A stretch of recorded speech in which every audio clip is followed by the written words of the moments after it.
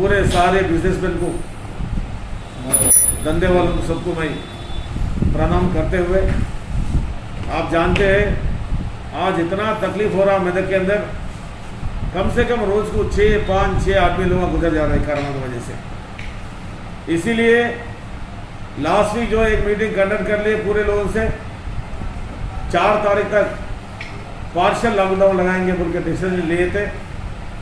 वो partial lockdown जो है आज को खत्म हो जा रही है। फिर सबसे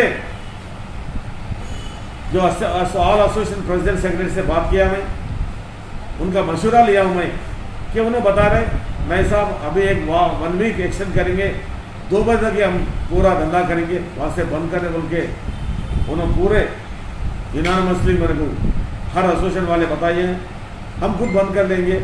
और एक 1 वीक को थोड़ा बंद कर लिए तो ये चेन जो कट हो जाता, जो चेन है वो कट हो जाता, कोरोना जो है फैल रहे वो फैलने का थोड़ा बहुत रुक जाता।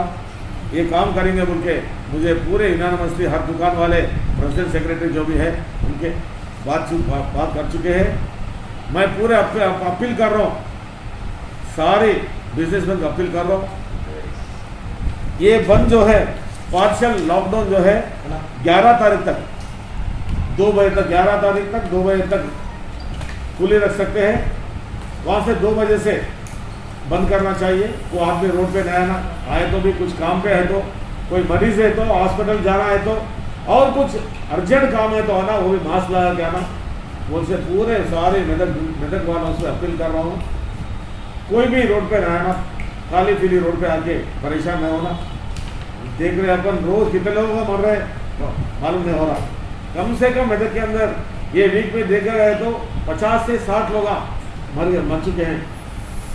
हर जात वाले मर रहे, ये जात वो जात में, हर जात वाले, हर कैस्ट वाले मर जा रहे। उसलिए मैं पूरे सारे दुकानदारों से अपील कर रहा हूँ, मैं 2 बजे तक खुला रखिए, धंधा करो, वहाँ से थोड़ा बंद कर लिए तो थोड़ा बहुत कोरोना का चेन कट जाता, कम से कम जान तो बच जाएगा। शुक्रिया, धन्यवाद।